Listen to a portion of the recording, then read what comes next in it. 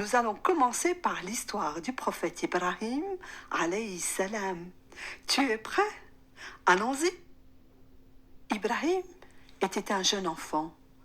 Il habitait la région d'Ur, près de Babylone. C'est en Irak maintenant. Demande à papa ou bien à maman de te montrer sur une carte.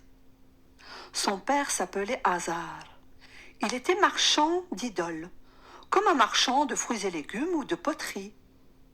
Eh oui, tu peux facilement deviner que les messages des prophètes qui sont venus avant Ibrahim, Adam, Noé, Salih, n'ont pas suffi. Les gens adoraient toujours les idoles, les statues. Alors, Allah Ta'ala envoya Ibrahim comme prophète et messager pour remettre les gens sur le bon chemin. Oui, en effet, Ibrahim a reçu un message sous forme d'un livre, plutôt de feuillets. Ce sont plusieurs feuilles sur lesquelles est inscrite la parole d'Allah. On les appelle Suhufi. C'est un livre qu'Allah a envoyé pour dire La ilaha illallah. Il n'y a qu'un seul Dieu. Et aujourd'hui, Ibrahim est votre messager. Suivez-le. Hazar, le père d'Ibrahim, en plus d'être marchand d'idoles, les fabriquait. Tous les jours dans son atelier, on entendait... Il ne fallait surtout pas me déranger. Il en fabriquait pour toute la ville, même pour le roi Nemrod. Elles étaient grandes, moyennes, petites, en bois, en pierre, en terre, parfois même en or et en argent. Tout le monde en avait une, deux, trois dans la maison. Ibrahim, alayhi salam, ne comprenait pas qu'on puisse adorer de la pierre.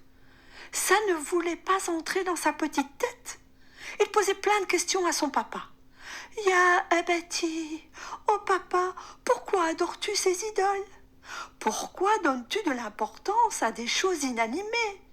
Elles ne se déplacent pas, elles ne bougent pas, elles ne parlent pas. Eh, papa, pourquoi les gens leur ramènent de la nourriture à boire? Elles ne mangent ni ne boivent. Les rats viennent manger ces nourritures qui pourrissent. Papa, réponds-moi, pourquoi fabrique-t-on ces choses qui ne font ni bien ni du mal? Ce sont de simples objets. Hazar était en colère. Il en avait assez de ces questions. Tais-toi, Ibrahim, ce sont nos dieux, nos divinités. Nous devons les adorer. Nos pères, nos grands-pères les adoraient, les vénéraient.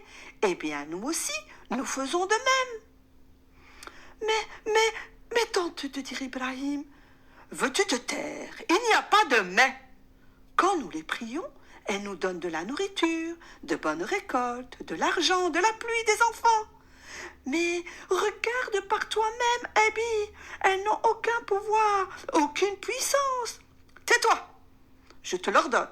Demain, tu iras vendre les idoles au marché. À l'époque, les enfants étaient très obéissants. Les enfants ne pouvaient pas contredire un ordre du père. Ils ne devaient pas désobéir. Tu sais ce qu'a fait Ibrahim, alayhi salam? Eh bien, le lendemain, il est parti au marché, comme le lui avait demandé son père. Mais il a attaché les statues qu'il devait vendre à la charrette et les a traînées dans la poussière. Il criait fort. Qui veut de ces statues qui ne sont d'aucune utilité, qui ne servent à rien? Qui en veut? Allez, venez acheter. Bien sûr, tu t'en doutes, personne ne voulait acheter ces statues.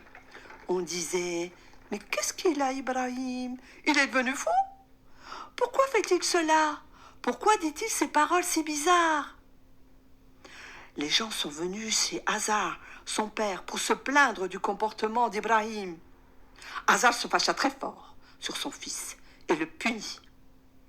Malgré les efforts d'Hazar pour que son fils adore les idoles, comme lui, Ibrahim resta attaché au La ilaha illallah. Il n'y a de Dieu qu'Allah. Eh bien, je te retrouve pour un deuxième épisode, Inch'Allah. Salam alaikum les loulous.